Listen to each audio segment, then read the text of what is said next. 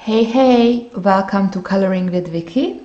Today I will be doing a flip through and a review of watercolor magic from the films of Harry Potter, which is, as the title suggests, a Harry Potter themed watercolor tutorial book. It contains 32 step-by-step projects for painters of all skill levels. So we will take a closer look at this book today, see what I think about it, what my first impressions are. So first things first, the size of the book is really handy, not too big, not too small, which is great when you are working on a watercolor project on your desk. It won't take up all the space and you will have, enough working area for your watercolors, which is great. It's quite a thick book and it has images from the movie and of course very iconic pictures and objects from the movies. So it's a great gift for Harry Potter enthusiasts, or if you are a die-hard Harry Potter fan and you would like to do something artsy, this might be the perfect choice for you. So on the first page we have a quick section about the author, the title page, and then let's see. The paper is nice and thick. It's not glossy. It's on matte paper, which is great when you are working. I tend to find glossy pages very disturbing when you are, reading the instructions. So that's great. So let's see the contents. We have an introduction, a master color chart, and a supply list. And then you get all the illustrations named. And you also get the difficulty levels shown here. So depending on what you are looking for, you can straight go into advanced or start with something simple. It's totally up to you. Then, as I told you before, some images from the movies. I love the art in the book. It's beautiful. Then you get an introduction about what's going on here. And now the color chart. So the colors listed for all the images, all the tutorials are colors from the Winsor & Newton Cotman Half Pan Studio set, the 45 set. I will put a link in the description below which set is mentioned here. So if you have this set, they are quite affordable. You can get this and then you can, go for sure that you're using the right colors. But I find that any other watercolor set, especially the Neo colors, work great as well. They have beautiful colors.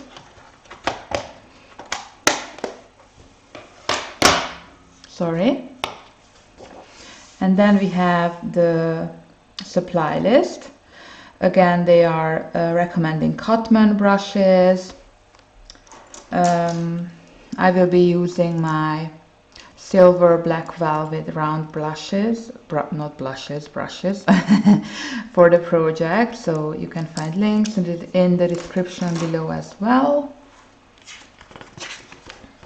Okay, and now I will show you one image, one page of the instructions, because I don't want to get in trouble with the publisher, for showing all the pages. But I will show you the sketches in the back of the book. So what do we have here? We have, as discussed, the difficulty, the title of the page, a little phrase from the book, and then we get the colors, and recommended supplies, what to use, which colors to use, and then you get a reference picture, which is always great.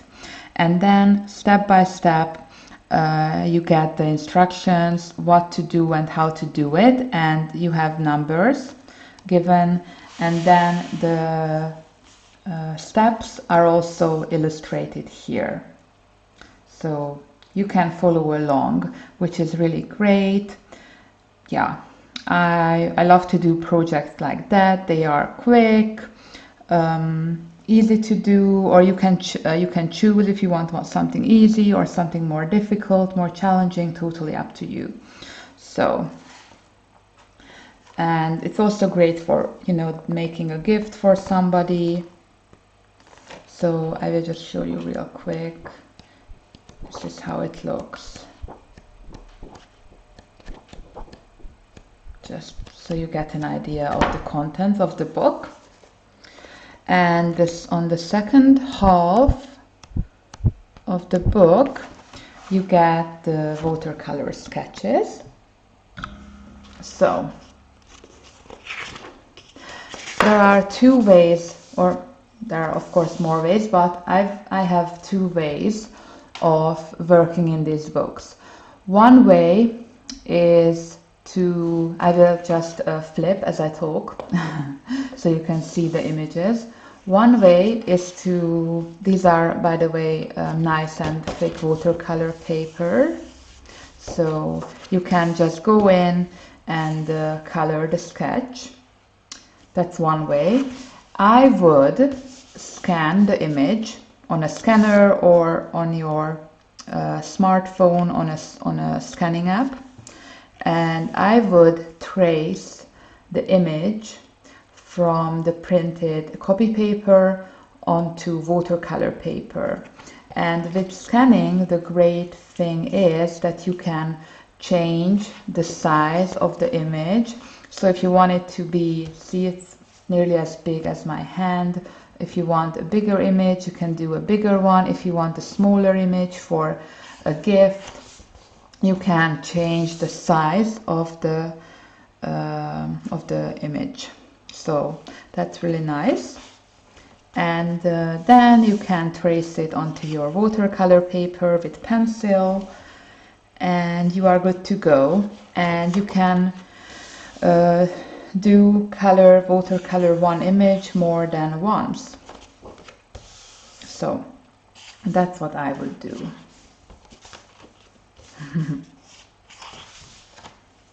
I love the sorting hat. Hagrid's hut. You have the golden egg, Dobby,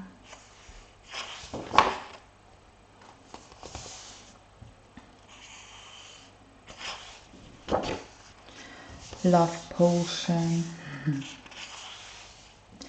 And there are more books. This is the first book in the watercolor series. There are two more coming out, two more I know of. One will be a flora and fauna, a kind of book, and the other will be something about animals, I believe. Yeah. Those are for pre-order.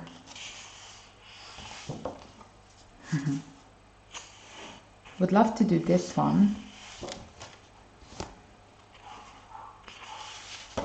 Chocolate frog. So there are quite a few projects you could do. The howler. Some are really simple, some are intricate.